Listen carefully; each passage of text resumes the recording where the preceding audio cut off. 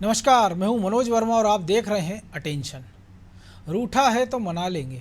जी हाँ, मध्य प्रदेश में बीजेपी इसी कोशिश में लगी है। पार्टी का फोकस नाराज नेताओं को मनाने पर है। इसका मोर्चा दिग्गज नेताओं ने संभाल भी लिया है और जाहिर है कि कार्यकर्ताओं की नाराजगी चुनाव के वक्त हल्के में नहीं ली जा सकती। लिहाजा प्रयास हो रहे हैं कि जल्द से जल्द अपनों को मना लिया जाए। हालांकि कांग्रेस बीजेपी की इस कोशिश पर तंज कस रही है, लेकिन सवाल ये है कि क्या रूठों को मनाने से बात बन जाएगी और आखिर बीजेपी अपनों को मनाने में कहाँ तक कामयाब हो पाएगी और कहीं आने वाले चुनाव में अपनों की नाराजगी भारी तो नहीं पड़ जाएगी। आज चर्चा इन्हीं सवालों को लेकर करेंगे, लेकिन पहले ये रिपोर्ट देखिए।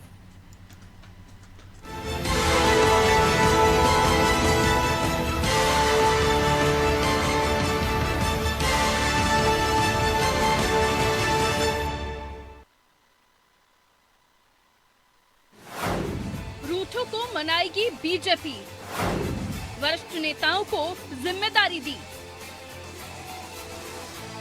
मध्य प्रदेश में चुनावी बिगुल बजने से पहले बीजेपी अब अपने रूठे नेताओं को मनाने में जुटी है। इसकी जिम्मेदारी बीजेपी के संगठन ने वरिष्ठ नेताओं को दी है। शिव प्रकाश और भूपेंद्र यादव पार्टी के भीतर नाराज कार्यकर्ताओं की नाराजगी दूर करते दिखेंगे। इसके लिए बीजेपी लगातार बैठकें भी कर रही है। जाहिर है कि चुनाव के वक्त नेताओं की नाराजगी पार्टी पर भारी पड़ सकती है। लिहाजा बीजेपी के दिग्गजों ने रूठे नेताओं को मनाने की कवायद शुरू कर दी है। हालांकि इस कवायद पर बीजेपी का कहना है कि पार्टी के भीतर कार्यकर्ताओं में भारी नाराजगी नहीं है। अगर कुछ नेता नाराज भी होंगे तो उनके साथ बैठकर उनकी समस्याओं को दूर कर दिया जाएगा। देखिए, भारतीय जनता पार्टी और नाराजगी ये दोनों विपरीत ध्रुव है। भारतीय जनता पार्टी का देव दुर्लभ कार्यकर्ता नाराज नहीं होता और भारतीय जनता पार्टी के तमाम वरिष्ठ नेता सब मूलतः कार्यकर्ता, सबका सबसे संवाद है। संवाद भारतीय जनता पार्टी के कार्यकर्ताओं की संगठन की सबसे बड़ी शक्ति है। तो हमारे यहाँ निरंतर संवाद की प्रक्रिया है। तो ऐसा नहीं है जैसा कांग्रेस में होता कि कहीं कोई नाराज है उनको मनाने के लिए किसी को नियुक्त किया गया है। सब के सब कार्यकर्ता हैं और जो वरिष्ठ कार्यकर्ता हैं वो सबसे संवाद करते हैं। परिवार है भारतीय जनता पार्टी, जिसका उद्देश्य मां भारती की परम सेवा, मध्य प्रदेश का विकास व्यवस्था। ऐसा नहीं है कि सिर्फ बीजेपी ही अपने नाराज कार्यकर्ताओं को मना रही हो। कुछ दिनों पहले कांग्रेस ने भी नाराज नेताओं की लिस्ट तैयार करने को कहा था, ताकि जल्द से जल्द उनकी नाराजगी दूर कर उन्हें चुनावी मैदान में उतारा जाए। हालांकि अब कांग्रेस बीजेपी में नाराज नेताओं को लेकर उस पर तंज कस रही है। अब मुझे लगता है देर हो चुकी है, क्योंकि भारतीय जनता पार्टी 3 गुटों में बढ़ चुकी। नाराज भाजपा, शिवराज भाजपा, महाराज भाजपा। और अब देर इसलिए हुई क्योंकि अब चुनाव की रणभेरी बज चुकी है, ट्रेन गंतव्य स्थान के लिए चल चुकी है। तो अब कुछ होने वाला नहीं, क्योंकि आप देखें उमा भारती की नाराजगी जब इतने सालों में नहीं थमी तो अब क्या थमेगी। कैलाश जी को भले ही आपने टिकट दी थी, निरंतर वो अपनी नाराजगी व्यक्त कर रहे हैं। तो मुझे लगता है अब समय निकल चुका है। वहाँ गिरीश जो विधानसभा अध्यक्ष हैं शुक्ला जी, वो दावा कर चुके हैं, वो वादा कर चुके हैं कि मैं निर्दलीय चुनाव लड़ूंगा। तो ये भारतीय जनता पार्टी को भी सब थमने वाला नहीं। केपी यादव जिन्होंने सिंधिया जी को मंदबुद्धि बोला था, उनकी मुझे नहीं लगता कि इतनी जल्दी नाराजगी थमेगी। राजनीतिक विश्लेषकों का मानना है कि बीजेपी ने जब से प्रत्याशियों की घोषणा की है तब से पार्टी में नाराज नेताओं की संख्या बढ़ी है, क्योंकि जिन विधायकों या प्रत्याशियों का टिकट कटा है वो भी पार्टी के निर्णय से नाराज हैं। नारायण त्रिपाठी के बयान से ये झलक भी चुका है। इतना ही नहीं, 6 महीने में 35 से ज्यादा नेताओं ने पार्टी भी छोड़ दी है। फिर चाहे बात आदिवासी नेता और पूर्व सांसद माखन सिंह सोलंकी की करें या सेवड़ा के पूर्व विधायक राधेलाल बघेल की, या फिर पूर्व मुख्यमंत्री कैलाश जोशी के बेटे दीपक जोशी की। लिहाजा बीजेपी अब पूरी कोशिश कर रही है कि कैसे भी करके इस नाराजगी को दूर किया जाए, ताकि चुनाव में उसे इस बार फिर जीत मिल सके। हालांकि बीजेपी कहां तक रूठे नेताओं को मना पाएगी, ये बड़ा सवाल है। ब्यूरो रिपोर्ट, अनादि टीवी।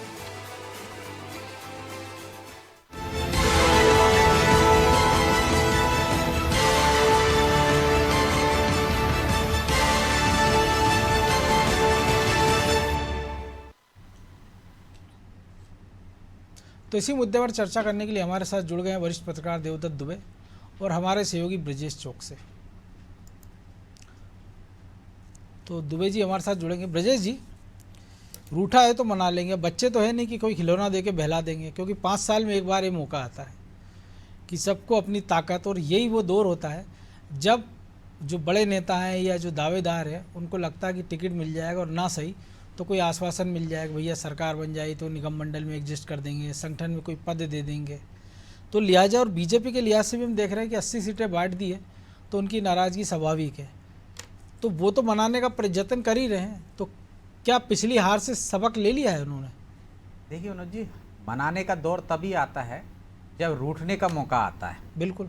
हमारे यहाँ बड़ी एक कहावत है कि फूफा रूठ जाता है बारात में, तो बारात में फूफा तो चाहे तो साल भर रूठ सकता है, लेकिन साल भर कोई मनाएगा नहीं, वो बारात में रूठेगा तो मनाया जाएगा। बिल्कुल। तो वही हालात है चुनाव में, मतदाता ना रूठ जाए उसे मनाने का जतन होता है, उसको लालच दिया जाता है, नेता ना रूठ जाए और इस वजह से हरा ना दें हमको, इसलिए उन्हें मनाने का जतन किया जाता है। उसके लिए भी जैसे मतदाताओं को आज की तारीख में रेवड़ी कल्चर चल रहा है, प्रभावित किया जाता है लालच देकर, तो इसी तरह से नेताओं को लालच देकर उन्हें मनाया जाता है कि आपको टिकट तो एक ही को व्यक्ति को देंगे, दावेदार 3 4 5 होते हैं, तो आप उनमें से बाकी के लोग जो प्रबल दावेदार होते हैं, नुकसान पहुंचा सकते हैं, उनको मनाने के लिए आश्वासन दिया जाता है। आश्वासन का झुंझुना थमाया जाता है कि सरकार बनेगी तो आपको निगम मंडल में नियुक्ति दे दी जाएगी, आपको संगठन में पद दे दिया जाएगा और अन्य जगह पे आपको एडजस्ट कर दिया जाएगा, आपको सम्मान रखा जाएगा। लेकिन आप देखिए इसके बाद भी नाराजगी कई बार असर डाल देती है। पिछले चुनाव में भी हमने देखा कितनी सीटों पर प्रभाव डाला। नाराज लोगों को मनाने में हम बीजेपी की बात कर रहे हैं तो वो काफ़ी हद तक सफल हो जाती है। कांग्रेस को हम सुन रहे थे अभी, वो एक ही डायलॉग है उनका, नाराज भाजपा, महाराज भाजपा, शिवराज भाजपा। लेकिन आप देखिए जैसे जैसे चुनाव नज़दीक आते जा रहे हैं, चाहे वो वरिष्ठ नेता हों, उनकी नाराजगी के सुर नहीं सुनाई दे रहे हैं। कैलाश विजयवर्गीय का जो वो जिक्र करते हैं तो वो उनका जिक्र ये है कि मैं चुनाव नहीं लड़ना चाहता था, लेकिन पार्टी ने उतार दिया। तो आप देखिए कितनी शिद्दत से लगे हुए हैं। प्रहलाद पटेल को देख लीजिए आप, वो लगातार प्रयास कर रहे हैं, तो कोई नाराज नहीं है। या आपको उमा भारती की कहीं नाराजगी नजर आने लगी है? निश्चित तौर पर वो प्रचार करने भी जाएंगी। लेकिन आप देखिए दूसरी तरफ हम बात करें कांग्रेस की, तो अरुण यादव की नाराजगी अभी बैठक में ही झलक कर सामने आ गई। उन्होंने किस तरह से अपने समर्थकों की दावेदारी की, अपने समाज के लोगों की दावेदारी वहां से प्रबल की, जबकि सर्वे में उनका नाम 3 4 नंबर पर था और किस जगह पर तो था ही नहीं। तो गुटबाजी अभी देखने को मिलेगी कांग्रेस में। कौन इस पर निजात पा सकता है? निश्चित तौर पर हम देखते हैं बीजेपी का संगठन है, वो इस तरह से प्रयास कर रहा है। यदि बीडी शर्मा कह रहे हैं रूठों को मना लेंगे, संगठन उसमें सक्रिय है, तो वो काफ़ी हद तक मना लेंगे। सबको 100% मना लेंगे ये मैं नहीं कह सकता हूँ, लेकिन काफ़ी हद तक मना लेंगे। और वो रूठों को मनाने के लिए इस हद तक जाते हैं कि प्रधानमंत्री तक को फोन लगाना पड़ेगा। तो हमने देखा कई राज्यों में उन्होंने फोन लगाए। हिमाचल का हमने वीडियो वायरल देखा था। बिल्कुल। तो आप देखिए वहां पे कोई कसर नहीं छोड़ी जाती, चाहे शिवराज जी कसर नहीं छोड़ेंगे, प्रधानमंत्री कसर नहीं छोड़ेंगे क्या। लेकिन कांग्रेस में ऐसा होता है कि यदि कोई रूठ गया है तो राहुल गांधी फोन लगाकर उसे मना रहे हैं, प्रियंका गांधी उसको फोन लगाकर मना रही है, सोनिया गांधी मना रही है, वो उसको उस हाल पे छोड़ देते हैं। यदि वहां पे इस तरह का मुझे लगता है कि प्रयास किए जाएं तो वहां भी काफी हद तक रूठों को मनाया जा सकता है। लेकिन ये रूठों का दिन भी है, क्योंकि वो आज नहीं रूठेंगे तो उनको कोई पूछेगा नहीं, इसलिए उन्हें मनाने वाले भी सक्रिय हैं, रूठने वाले भी सक्रिय हैं। अब कौन कितना सफल होता है, रूठे किस हद तक मान जाते हैं, किस वादे पर मान जाते हैं, ये तो आने वाला समय बताएगा। वहां रूठे वालों की अभी संख्या और बढ़ने वाली है। तो दुबे जी, जो लोगों का जिक्र है कि दीपक जोशी हो या तमाम सारे नेता, ये वो लोग हैं जिनको पता था कि उनको टिकट मिलना नहीं है, ना पार्टी कोई आश्वासन देने की स्थिति में नहीं थी, क्योंकि पिछला चुनाव हार गए थे। उपचुनाव के बाद फिर जो लोगों को लाया गया था वो जीते, सर्वे में उनकी रिपोर्ट अच्छी थी, तो जाहिर सी बात है कोई कमिटमेंट किया नहीं जा सकता था। तो दोनों स्थितियां हैं कि अगर आपको पार्टी ने 2-3 दशक तक सब कुछ दिया है, पार्षद से लेकर मंत्री तक बनाया है, उसके बाद आपको टिकट नहीं मिलता तो आप नाराज़गी जता देते। कोलारस मुंगावली के कई सारे नेता हमने देखा गए हैं, वो सब टिकट के आश्वासन पर गए हैं। तो बड़े तौर पर ऐसी कोई नाराज़गी देखने में नहीं आई। अगर हम केदार शुक्ला की भी बात करें, उन्होंने भी कांग्रेस का दामन नहीं थापा है। हो सकता है कांग्रेस ले भी ना, क्योंकि पेशाब कांड को इतना मुद्दा कांग्रेस ने बना दिया था, तो वो निर्दलीय लड़ लें। तो कांग्रेस की तो अभी टिकट खुले बटे ही नहीं है एक भी। अब जब वो टिकट बटेंगे तब उनकी जो स्थिति होगी उस पर भी चर्चा करेंगे। लेकिन बीजेपी की बात करें तो शायद 2018 में जो कुछ हुआ है, तो उस समय जो प्रदेश अध्यक्ष थे, संगठन महामंत्री थे, उन लोगों ने शायद उस बगावत को या उस नाराज़गी को उतनी गंभीरता से नहीं लिया। और यही कारण है कि पार्टी समीक्षा गुप्ता की बात कर लें, धीरज पटेरिया की बात कर लें, रामकृष्ण कुसमरिया की बात कर लें, ऐसे कुछ लोगों को अगर बिठा लेती, मना लेती, तो शायद पार्टी को 2018 में बहुमत मिल सकता था। बिल्कुल सही बात है, क्योंकि जो लोग वर्षों तक पार्टी में काम करते हैं, एक तो पार्टी को उनकी सब चीजें अंदर की रणनीति पता रहती कि कैसे चुनाव जीता जाता है, कैसे कैंपेन चलाया जाता है। कहते हैं ना, घर का भेदी लंका ढावे। बिल्कुल। तो ये जो सामने वाले दुश्मन का तो हमें पता रहता है कि ये है दुश्मन, लेकिन जब घर से कोई जाता है तो वो नुकसान ज्यादा करता है। और जो आपने नाम गिनाया उसमें एक संजय शर्मा भी नाम था, तो ये वाकई में इन लोगों के कारण वो तो चुनाव के पहले ही चले गए थे ना, क्योंकि इंदौर में शामिल हो गए थे वो तो राहुल गांधी की मौजूदगी में। बिल्कुल। तो ये जो 7-8 विधायक कम पड़े थे, ये यदि इन लोगों को मना लिया जाता तो मुझे लगता है बहुमत में भी आ जाती पार्टी। बिल्कुल। अब पार्टी 2018 से सबक लेकर बहुत सारी चीजों को उसने दुरुस्त करने का काम किया है। और पहला तो ये है कि वो प्रदेश पे आश्रित नहीं है, केंद्रीय नेतृत्व पूरा अपने मार्गदर्शन में चुनाव लड़ रहा है।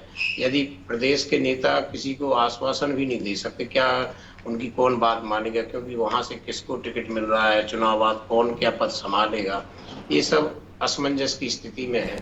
तो इस बार जो राष्ट्रीय नेतृत्व ने प्रभारी भेजे भूपेंद्र यादव, उनकी बात प्रभावी रहेगी, वो जिससे बात करेंगे। तो शायद अब यही पार्टी ने तय किया है कि भूपेंद्र यादव और अश्विनी वैष्णव ये सब लोग बात करेंगे कि हम आपकी बात केंद्र तक, राष्ट्रीय अध्यक्ष, प्रधानमंत्री तक पहुंचाएंगे, और आपके लिए अभी नहीं तो लोकसभा या जो भी सरकार बनने पे एडजस्ट करने की जो लोग से चर्चा कर रहे थे, विभिन्न सारे प्लेटफॉर्म होते हैं जहाँ एडजस्ट किया जा सके। तो ये तो जरूरी है। जो भी अहंकार में रहा कि जाने दो, एक बार मुझे याद है कि जब कुशाभाऊ ठाकरे टिकट बांट रहे थे तो उन्होंने 2-4 लोग जब आए प्रदर्शन करते हुए कि ये हार जाएगा, आप इसका बदल दो टिकट, तो उन्होंने कहा ये सीट हमने हारने के लिए दी है। तो बाद में जब परिणाम आए 98 में तो सरकार बनी नहीं, तो लोगों ने कहा ये भूले गए संख्या लगाना कि हमने ऐसा कितने लोगों से कह दिया कि आप जाओ, हमने हारने के लिए टिकट दिया है। तो कई बार बहुत छोटा छोटा सा अहंकार भी बहुत बड़ा भारी साबित होता है। ये विभिन्न चुनाव में हम सब ने लेकिन देखा उसका है। दूसरा पहलू ये है ना कि अगर आप बार बार घुटने टेकते हैं प्रदर्शन के सामने, तो जो आला कमान का इकबाल होता है वो खत्म हो जाता है। नहीं, एक ये भी है मनोज जी के, थोड़ा सा यदि कहीं निष्पक्षता का वो रहता है भाव, तो वे प्रदर्शन नहीं होते, लोग स्वीकार भी कर लेते कि हाँ ठीक है जो जीतने वाला है। जैसे आप कहें कि प्रधानमंत्री की सब कार्यकर्ताओं में स्वीकारिता है कि वो हैं, तो ठीक है, उनमें दमखम है, वो देश में सरकार लाते हैं, प्रदेशों में लाते हैं, तो उनके लिए कहीं कुछ नहीं। ऐसे जो क्षेत्र में भी दमखम होगा, यदि आप उसको टिकट देते हो तो मुझे लगता है फिर विरोध करने की स्थिति नहीं रहती। लेकिन जहाँ कई बार होता है कि कोई मेहनत कर रहा है, जैसे मैं बताऊं अभी जो टिकट घोषित हुए थे उसमें कई जगह ऐसी सीटें हैं कि जहाँ लोग वर्षों से मेहनत कर रहे हैं, उनको टिकट ना देके किसी को कल नौकरी से इस्तीफा दिलाए या टिकट देने के बाद इस्तीफा दिलाए, उसको टिकट दे दिया। पार्टी की जबकि अलग सोच होती है, उनको ये लगता है कि यहाँ हम एक ऐसे व्यक्तित्व को दें जो जिसपे राजनीतिक किसी तरह का दाग ना हो, निष्पक्ष हो। तो बहुत सारे पहलू भी राजनीति के रहते हैं। बिल्कुल, लेकिन प्राय मैंने देखा है कि जो यदि संघर्ष कर रहा है, कार्यकर्ताओं के बीच सक्रिय है, यदि उसको टिकट दिया जाता है तो फिर ऐसी विरोध की स्थिति नहीं बढ़ती। आप देखो 79 से टिकट घोषित हुए हैं तो 15 या 20 में ही विरोध हुआ होगा, सब में नहीं हुआ। और जैसे प्रभावकारी विरोध मुश्किल से 5 या 10 सीटों पे हुआ होगा। तो जब आप अच्छे से निर्णय लेते हैं तो विरोध नहीं होता, लेकिन कहीं कहीं अति हो जाती है। वो किस कारण से होती है, कौन से पूर्वाग्रह, जैसे सिंधिया समर्थक जहां जहां आए वहां तो स्वाभाविक है दीपक जोशी वगैरह कि अब उनको लग रहा है कि हमारा कैरियर समाप्त है, तो विरोध होना स्वाभाविक और ये होती है, क्रिया की प्रतिक्रिया होती है। यदि आप निष्पक्षता का थोड़ा सा भाव बढ़ा दें तो मुझे लगता है फिर ऐसी प्रतिक्रिया नहीं आएगी। तो ब्रजेश जी, निष्पक्षता की भाव की बात है, लेकिन एक और भी चीज़ है ना कि नाराज़गी अपनी जगह, लेकिन एक संकट और है बीजेपी के सामने की जो उसके कोर कमेटी के जो ज़्यादातर बड़े सदस्य थे, कैलाश विजयवर्गीय हो, नरोत्तम मिश्रा हो, नरेंद्र सिंह तोमर हो, ये सब चुनाव के मैदान में रहे मुख्यमंत्री और प्रदेश अध्यक्ष, जिनके पास पूरे प्रदेश का जिम्मा, और अभी ये तय भी नहीं है कि उनमें से कौन चुनाव लड़ेगा और कौन नहीं लड़ेगा। तो संकट एक ये भी है कि मनाने का जिम्मेदारी आखिर उठाएगा कौन, क्योंकि सारे नाराज़ लोग तो नाराज़गी जताने भोपाल आने से रहे, और बाकी के सारे इतने सारे नेता बचे नहीं कि आप उम्मीद करें कि अश्विनी वैष्णव है, भूपेंद्र यादव हैं, या हितानंद शर्मा या BD शर्मा या शिवराज जी हैं कि वो एक एक ज़िले जाके नाराज़गी दूर करें। तो कोई तो रास्ता निकालना पड़ेगा भाई पार्टी को इसके लिए, क्योंकि पहले हमने देखा था कि मुख्यालय में चुनाव के समय पटवारी जी को बैठा दिया जाता था, कैलाश जोशी बैठ जाते थे, तो उनका चेहरा, उनकी वरिष्ठता देख के कार्यकर्ता बिना गदर किए चला जाता। और बाद में एक दौर हमने देखा कि बीजेपी के चुनाव इतिहास में पहली बार हमने पार्टी के कार्यालय के कांच फूटते भी देखे हैं। लेकिन मुझे लगता है कि अब वो परिस्थिति बदल गई है। अब कोई भोपाल आकर विरोध प्रदर्शन वैसा करने वाला नहीं है, क्योंकि सबको मालूम है कि विरोध प्रदर्शन से कुछ नहीं है। प्रदेश के नेताओं के हाथ में कमान नहीं है, जैसा कि दुबे जी ने भी कहा। बिल्कुल। लेकिन जो आपने कहा कि ये सारे जो कोर कमेटी में हैं सब चुनाव मैदान में होंगे, तो उन्हें मनाएगा कौन? देखिए मनोज जी, बीजेपी का जो संगठन है बड़ा मजबूत है। यदि कोई नाराज नेता है तो उसका फीडबैक दिल्ली तक पहुंच जाता है, चंद मिनटों में पहुंच जाता है। तो मनाने के लिए कोई ज़रूरी नहीं है कि वहीं पे उपस्थित हो, उसको सामने वाले को बुलाया जा सकता है। हमने देखा है कि किस तरह से यदि रायसेन में नाराज़गी जताई थी सेजवार ने, तो उनको कार्यालय में बुलाकर समझाया गया था। आप देखिए कि यदि पार्टी चाहे तो सब तरीके से बात कर सकते हैं। कैलाश विजयवर्गीय भी बात कर सकते हैं और फ़ोन पर बात हो जाती है, ज़्यादा होता है तो बुला लिया जाता है। दिल्ली वाले भी बात कर लेते हैं, बुला लेते हैं वहाँ पर और समझाइश दे दी जाती है। ये नाराज़गी ऐसी नहीं है कि आदमी कोई कितने % ऐसे लोग होंगे जो रूट के घर में बैठ जाएंगे, जयंत मलैया जैसे, लेकिन बाद में वो भी सक्रिय हो जाते हैं। तो पार्टी ने प्रयास किया तो सक्रिय हो गए थे ना। आप देखिए चुनाव में भले ही परिणाम वैसे नहीं आए जैसे पार्टी चाहती थी, तो आप देखिए कि पार्टी में बाकायदा संगठन वैसा है। कोई कोर कमेटी के सारे सदस्य भी यदि चुनावी मैदान में होंगे, तब भी यदि मनाने की बारी आएगी तो ऐसे कितने गिनती पर नेता होंगे जो प्रभाव डाल सकते होंगे चुनाव पे। छोटे मोटे नेताओं को तो आप सीएम फ़ोन लगा के, हमने देखा पिछली बार भी नाराज लोगों को मना रहे थे, जिस तरह से पीएम ने भी मनाया। तो फ़ोन लगाकर भी यदि कार्यकर्ताओं को यदि बड़ा नेता बोल दे तो निश्चित तौर पर वो नाराज़गी दूर कर देता है। और यदि हम देखें बड़े नेताओं को मनाने की बात है तो जो प्रदेश के नेताओं की बात नहीं सुनेंगे, उनका फीडबैक दिल्ली तक जाएगा, दिल्ली वाले बात करेंगे। तो ये मुझे लगता है कि बीजेपी वो कर सकती है, साध सकती है, क्योंकि चुनाव से पहले दिग्गजों को उन्होंने मैदान में उतार दिया, तो वो आधा काम तो अपना कर चुके हैं। यदि कैलाश विजयवर्गीय की बात कर लें, हम लगातार प्रचार कर रहे हैं वो, और अपना आधा प्रचार वो कर चुकेंगे। जब तक आचार संहिता लगेगी, नाराजगी लोगों की आएगी, तो वो दूसरी सीटों पर भी जाकर प्रचार करेंगे, चाहे वो प्रहलाद पटेल हो, चाहे नरेंद्र सिंह तोमर हो। आप ये मत सोचिए कि ये अपनी सीट पर बंद करे जाएंगे, और कांग्रेस के पास ऐसी क्षमता हम देख रहे हैं कि नरेंद्र सिंह अभी तक दिल्ली नहीं गए, दिल्ली नहीं गए, लगातार भोपाल में थे। तो आप देखिए कि वो ऐसे नेता हैं, या हम कह सकते हैं कि कांग्रेस के पास उनकी क्षमता का नेता नहीं है जो उनको वहां घेर रख सकता है, लेकिन बीजेपी पास ऐसे नेता हैं कि उनके दिग्गजों को घेर लेते हैं। शायद यही वजह है कि इन नेताओं के चुनाव मैदान में उतरने से ना उनके कोर कमेटी पे कोई फर्क पड़ेगा, ना वो दूसरे विधानसभा सीटों में जो प्रचार के लिए जा सकते थे नहीं जा पाएंगे, ऐसी परिस्थिति भी नहीं आएगी। वो आपको पूरे प्रदेश में घूमते हुए दिखेंगे अपनी सीट के अलावा भी। यही तो उनका मतलब ताकत दिखाने का वक्त होगा कि भाई आप देखिए कि मैं बिना ज़्यादा मेहनत किए ही अपनी सीट पर बाकी प्रदेश में प्रचार करते हुए भी, तब तो वो छत्रप कहलाएंगे कि प्रचार कर रहा हूं मैं, इसके बावजूद मेरी सीट जीत गई ज़्यादा मार्जिन से। आज यदि हम अपील की बात करें तो प्रहलाद पटेल ने एक अपील वाला पत्र अपने नरसिंहपुर के जो विधानसभा क्षेत्र के रहवासियों के लिए, जनता के लिए, मतदाताओं के लिए जारी किया है, जिसमें उन्होंने बाकायदा मार्मिक अपील की है कि नर्मदा जी के हवाले से, या उन्होंने कहा कि मुझे सौभाग्य मिला है कि मेरी जन्मभूमि का कर्ज मैं उतार सकता हूं, और मुझे उम्मीद है कि सर्वाधिक मतों से, रिकॉर्ड मतों से आप वहाँ पे अपना मतदान करेंगे और मुझे जिताएंगे। तो आप देखिए उनका काम शुरू हो गया है। वो ये कह रहे हैं कि जनता पे छोड़ दिया कि आप लड़िए, और बाकी की जगह वो प्रचार करेंगे। आज भोपाल में थे। तो मुझे लगता है कि बीजेपी के जो दिग्गज नेता हैं वो अपना काम कर चुकेंगे और मतदाता को समझा चुकेंगे, अपनी बात उन तक पहुंचा चुकेंगे जब तक कि आचार संहिता लगेगी, और इसके बाद वो प्रदेश में काम करेंगे जिसका बीजेपी को फायदा मिलेगा। तो दुबे जी, फायदा तो मिलेगा, लेकिन एक और बात भी है कि कांग्रेस के नज़रिए से देखें तो ऐसा लग रहा है कि कांग्रेस को लग रहा है कि बहुत सारे नाराज नेता और आएंगे और इस चुनाव में उसकी नैया पार कर जाएंगे। तो क्या ऐसा मान के कांग्रेस किसी गफलत में तो नहीं है?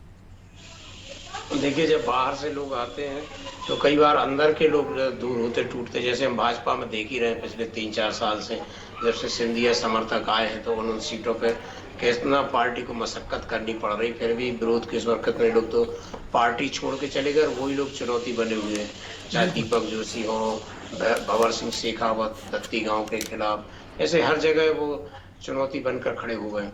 तो ये तो एक पार्ट है राजनीति का कि लोगों को लगता है कि जब दूसरे दल के हमारे दल में आएंगे टूट के तो हमारा प्रभाव जनता के बीच बढ़ेगा कि देखो ये पार्टी, क्योंकि नेता तो इतना चतुर होता है कि वो उथली नाव में नहीं जाता, वो उथली नाव में जाता है, डूबती नाव में नहीं जाता। तो उनको संदेश देना पड़ता है कि हमारी सरकार बन रही इसलिए लोग आ रहे हैं, लेकिन उसके कारण जो नुकसान होते हैं वो भाजपा समझ चुकी है।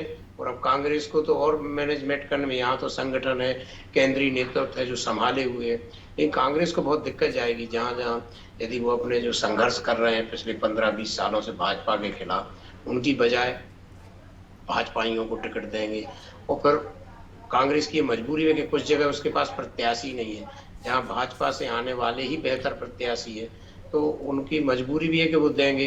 तो राजनीति की ये सब हिस्से हैं जिसमें हम हर चुनाव में देखते हैं आया राम गया राम की स्थिति बनती है, क्योंकि अब ना तो ये दल बदल कोई मुद्दा रहा और ना कोई संकोच का विषय रहा। लेकिन दल बदल के लिए संख्या बल तो जरूरी हो गया ना, नहीं तो स्थितियां और बदलती दिखती हमको। वो तो है ही, यदि वो ना हो तो और ज्यादा, और यदि ये ना होता कि आप दल बदल करते तो आपको फिर से जनता का विश्वास हासिल करना, यदि चुनाव ना होता तो बहुत सारा दल बदल और ज्यादा होता विधायक सांसदों के बीच। तो अभी इसमें और नियम होना चाहिए, क्योंकि आप कमिटमेंट किसी और चिन्ह पे करके आते हैं, फिर आप कहीं और चले जाते हैं। ऐसे बहुत सारी चीजें हैं जो अभी सुधार की गुंजाइश राजनीति में लगातार है। लेकिन अभी तो आप देखेंगे अवसर की तलाश में है, जिसको यहाँ टिकट नहीं मिलेगा। और देखो कांग्रेस और भाजपा में नहीं मिल रहा तो आप पार्टी में जा रहा है, कोई बहुजन में जा रहा, कोई सपा में जा रहा। और अभी तो क्या है, घोषित तो होने दो। अभी भाजपा ने जो घोषित किए हैं, या तो उन्होंने दिग्गजों को उतारा या फिर वो हारी हुई सीटों पर अभी भाजपा के टिकट जो विधायक मंत्रियों को कटने की चर्चा है वो कटेंगे। और कांग्रेस की जब सूची जारी होगी तो अभी जो कांग्रेस भाजपाइयों को लेने में अच्छा महसूस कर रही, कल उसके जब जाएंगे तब उसको भी कष्ट होगा। तो ये तो चलेगा, क्योंकि ये चुनाव बड़ा अभूतपूर्व है। ये चुनाव मध्य प्रदेश की राजनीति के इतिहास में अब तक का सबसे कांटे वाला चुनाव और असमंजस वाला रहेगा।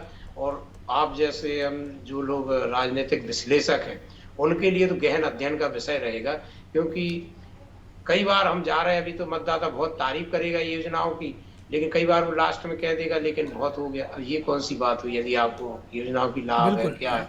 कई बार प्रत्याशी बदलने से स्थितियां बदल रही हैं, कई बार चेहरों के बदलने से स्थितियां बदल रही हैं। तो बड़ा अजीबोगरीब चुनाव, किसी के ना लहर है ना किसी मुद्दे पर आकर्षण है, केवल उनको देखना है कि जो हमारी पसंद का प्रत्याशी हो, जो हमें वो महिलाओं का अलग सोच है, पुरुषों का अलग है। बड़ा विचित्र है, परिवारी में कोई ठेका नहीं ले सकता कि हम पूरे परिवार की वोट आपको दिला रहे हैं। पहले तो गांव में सरपंच कह देता था कि आप जाओ, हम गांव से आपको जिता के देंगे।